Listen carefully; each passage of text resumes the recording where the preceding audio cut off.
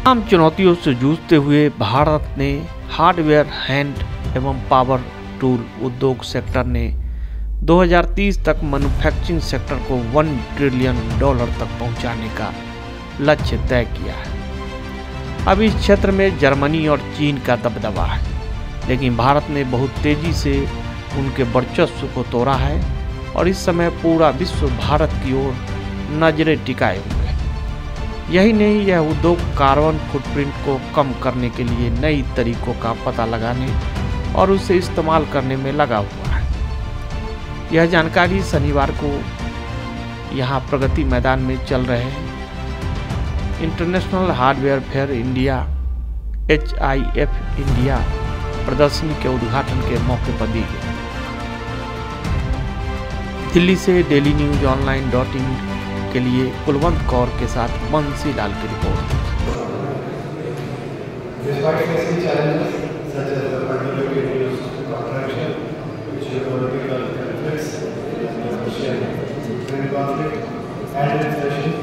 It is heartening to witness the resilience of the country.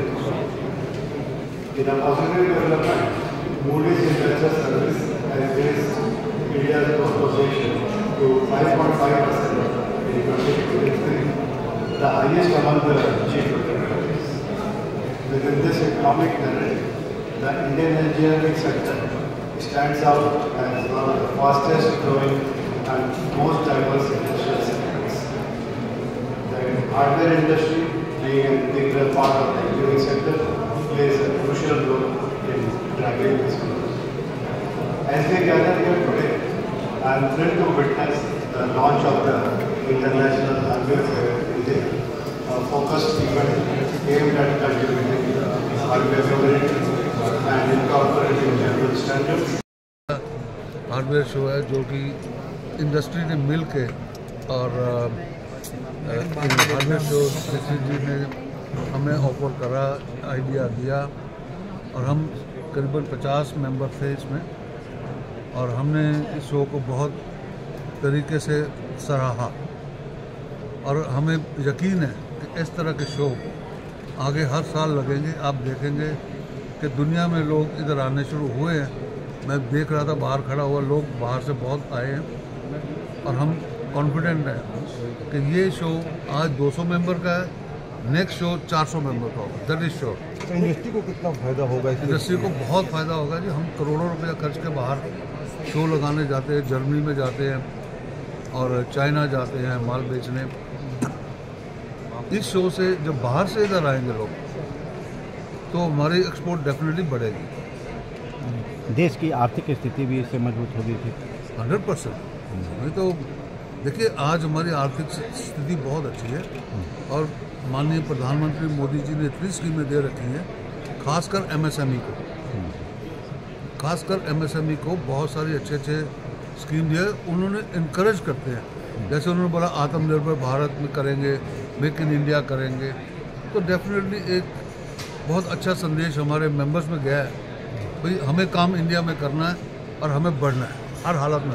तो इस industry में organ का सेक्टर भी बहुत तरीके से जुड़ा हुआ है, बहुत ज़्यादा इंडस्ट्री वहीं से। देखिए, हमें तो इंडिया के एक्सपोर्ट से है मतलब अनऑर्गेनाइज सेक्टर भी बहुत अच्छा काम कर रहा है अपना, और जितने MSME वो सब मिलजुल के काम करते हैं। MSME इंडस्ट्री जो है, माइक्रो इंडस्ट्री है, वो इंसलरी है स्मॉल की, जो स्मॉल है इंसलरी है मीडियम की, तो ये तो एक चेन है सारी। कितने स्टॉल हैं, कितनी इंडस्ट्री, कहाँ से लोग यहाँ पर वैसे आए हैं? देखिए, जहाँ तक मुझे पता है हमारे जलंधर पंजाब से करीबन 70 मेंबर्स हैं यहाँ पे, ऑल ओवर इंडिया से बाकी 130 मेंबर हैं डिफरेंट पार्ट से।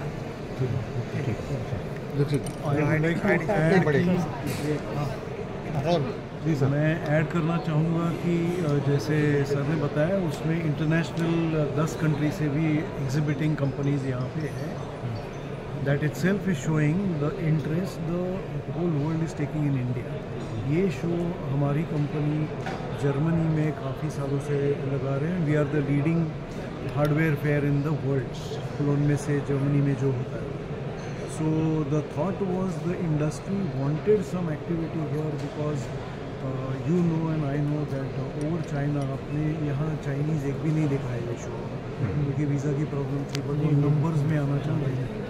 आज नहीं आने से जो इम्पैक्ट पड़ा है, जो इनको जो फ़ायदा हो रहा है, क्योंकि हमारी क्वालिटी उनसे बहुत अच्छी है, प्राइस में हम लोग कॉम्पिटिटिव हैं। तो ये सिर्फ है कि हम मतलब I am very fortunate that I am working in a company that can provide them the platform, you know, opportunity, जहाँ पे MSME जैसे इम्पॉर्टेंट ऑर्गेनाइजेशन का भी सहभाग है, और वो लोग ये बोल रहे हैं कि नेक्स्ट टाइम आपको हम MSME से सपोर्ट भी करेंगे। तो इससे बड़ी बात और मतलब ये दिखाता है अपने को कि कितना सबको इंटरेस्ट है इंडिया में ये इंडस्ट्री को ग्रो करना। हम तो सिर्फ एक प्लेटफॉर्म प्रोवाइड करते हैं। सर, जिस तरीके देखा जाए स्मार्ट सिटी के नाम पर बहुत बड़ा स्कोप है गवर्नमेंट में, तो इस इंडस्ट्री को उस स्मार्ट सिटी से कितना लाभ होने वाला है, लेकिन कई प्रोजेक्ट काफ़ी समय से रुके हुए भी हैं, बहुत स्लो चल रहे हैं, तो उससे भी क्यों फर्क पड़ रहा है, क्योंकि इंडस्ट्री की डिमांड तो बहुत है। हाँ जी, स्मार्ट सिटी या अदरवाइज अपना जो इंफ्रास्ट्रक्चर आज हो रहा है इंडिया के अंदर, पूरे देश में, आप दिल्ली से लेके बॉम्बे कहीं भी चले जाओ, बहुत सारा काम चल रहा है, या ब्रिजेस बन रहे हैं, या रोड बन रहे हैं, बिल्डिंगें बन रही है। तो हार्डवेयर इंफ्रास्ट्रक्चर में बहुत सारा मेजर रोल प्ले करता है ना, अपने को सबको पता है। इसकी वजह से हार्डवेयर की ग्रोथ तो डेफिनेट है। जो स्कीम जो गवर्नमेंट एक दे रही है, जैसे MSME के सर ने बताया, वैसी काफ़ी सारी चीज़ें गवर्नमेंट भी ये इंडस्ट्री को ग्रो करने के लिए सपोर्ट कर रही है। ये सिर्फ है कि अपने को फ़ायदा लेना इंडस्ट्री को, वो उनके ऊपर। स्टील इंडस्ट्री जो हम निकालते निकासी स्टील की तो बहुत है, लेकिन उनकी डिमांड बड़ी इस टाइम बहुत कम हो पा रही है, वो उस तरीके से इंफ्रास्ट्रक्चर नहीं बन पा रहा है। किस तरीके से देखते हैं, क्योंकि ये बहुत बड़ी ज़्यादातर इसमें स्टील का ही ज़्यादा स्टील है, आयरन ओवर है, काफ़ी है इसमें, नॉट जस्ट स्टील काफ़ी मात्रा में इक्वल मैं कहूँगा। बट देखो, वो मैं उस पर आपको कुछ बात नहीं करना चाहूँगा, because that is a different industry होती है। स्टील तो बहुत बड़ी इंडस्ट्री है जो सब जगह लगता है। हार्डवेयर की अगर बात करें तो इनके पास हैंडटूल जैसे मशीन टूल या जो इतनी जो वैरायटी फास्टनर्स है, ये आज पहले इंडिया में बनते भी नहीं थे, काफ़ी सारे आइटम वो आज बनने चालू हो गए, यहाँ से एक्सपोर्ट होना चालू। तो इससे बड़ी बात और क्या हो सकती है, जो मोदी जी ने जो सब बता रहे हैं कि आत्मनिर्भर भारत की योजना, यू नो, तो इससे काफ़ी सारी इंडस्ट्री को फायदा होता है। तो सप्लाई चेन पर किस तरीके से है इसका? सप्लाई चेन में भी बहुत सारा फायदा है ये इस इंडस्ट्री को वजह से, बहुत। ठीक है sir, thank you very much. यहाँ पे जो बेसिकली जो है हार्डवेयर इंडस्ट्री जो है उसी सीमित फेयर है, उसमें भी बहुत बड़ा स्कोप है। ये वर्ल्ड वाइड यदि देखेंगे तो ओवर $100 बिलियन की इंडस्ट्री है। अभी मेजर कंट्रीब्यूशन चाइना का है। हम लोगों ने जब ये एनालिसिस की कि इंडिया से तो बहुत कम जाता है, तो हम लोगों ने देखा कि भारत क्यों पीछे है। हम लोगों को किसी तरह ऐसा कुछ करना है जिससे कि चाइना के लेवल पे इमीडिएटली भी पहुँचे, तो 2 साल 5 साल में उस लेवल तक पहुँचे। आज बड़े बड़ी जो कंपनियाँ हैं चाइना से सोर्स कर रही है यूरोप में, अमेरिका में, अब वो इंडिया आने लग गई। मेरे को उम्मीद है वो इस फेयर में भी आएंगी।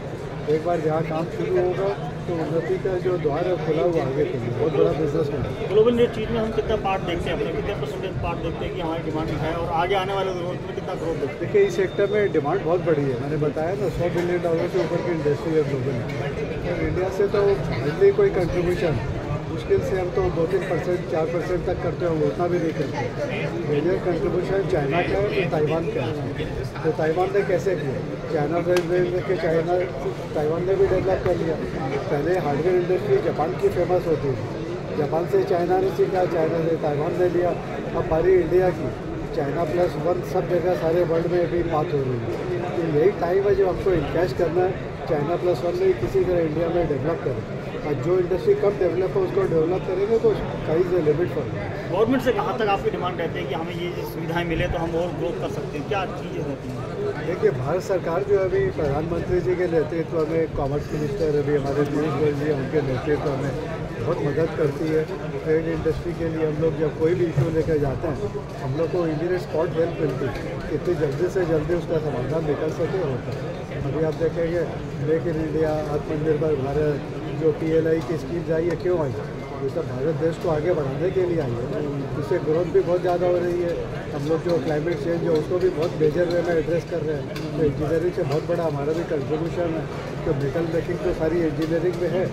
उस सेक्टर में यदि हम हाई कार्बन फुटप्रिंट को सेव कर पाते हैं तो बहुत बड़ा कंट्रीब्यूशन हमारी इंडस्ट्री का होगा देश के प्रति। G20 समिट जो हुआ था, क्या लगता है ग्लोबली उसका बेनिफिट मिलता है आपको इंडस्ट्री को? G20 समिट जो हुआ उससे तो हमारा भारत देश सारी दुनिया में छा गया और आपको क्या होगा।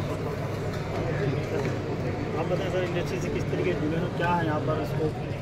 हम लोग भी, मैं भी इंजीनियरिंग इंडस्ट्री से हूँ, यूपीसी इंडिया से, और हम लोग प्रमोट करने की कोशिश कर रहे हैं रीजनल लेवल पे। सर हमारे ये नेशनल चेयरमैन है, तो ये इंडस्ट्री में बहुत स्कोप है आगे नए नए प्रोडक्ट्स बनाने का। और हम लोग एज ईपीसी इंडिया, हम लोगों का क्योंकि गवर्नमेंट से काफ़ी लिंक है, तो हम लोग PLI वगैरह जो भी इस इंडस्ट्री को चाहिए उसमें हम उनकी सहायता करेंगे कि जिससे कि वो नई आइटम्स बना सकें। और जैसे उन्होंने बोला कि एक्सपोर्ट्स हमारे इंक्रीज़ होना चाहिए, हमारे आइटम्स बढ़ने चाहिए। पहले से ऑटोमेशन नॉट ओनली इंडस्ट्री में, इवन जो एक आर्टिसन होता है, जो काम करने वाला होता है, वो भी ऑटोमेशन चाहता है, तो उसको नई टूल्स चाहिए, नए तरह के टूल्स, तो इसके में हम लोग उनकी सहायता करें। तो यहाँ पर नई चीज़ क्या आई है, एकदम न्यू इनिशिएटिव क्या है? मैंने देखा यहाँ पे पावर टूल्स कुछ बनने चालू हैं, लोगों ने चालू किए पावर टूल्स बनाने, और ऑटोमेशन की तरफ काफ़ी लोगों ने काम किया है। और कार्बन क्रेडिट्स वगैरह के ऊपर भी जो अभी यूरोप के अंदर नए रूल्स आ रहे हैं जिसमें काफ़ी तकलीफ आने वाली है एक्सपोर्टर्स को, उस पर भी लोगों ने काम करना ऑलरेडी चालू कर दिया है। ईपीसी भी अपना सपोर्ट कर रही है, जहाँ तक हो सके सेमिनार्स वगैरह हम लोग ऑर्गेनाइज कर रहे हैं, टेक्नोलॉजी के ऊपर भी कर रहे हैं, जिससे कि इन लोगों को जो MSME में जो सेक्टर में है, जिनको इतना नहीं पता लगता है, उनको इस चीज़ का सपोर्ट कर सकें। Thank you.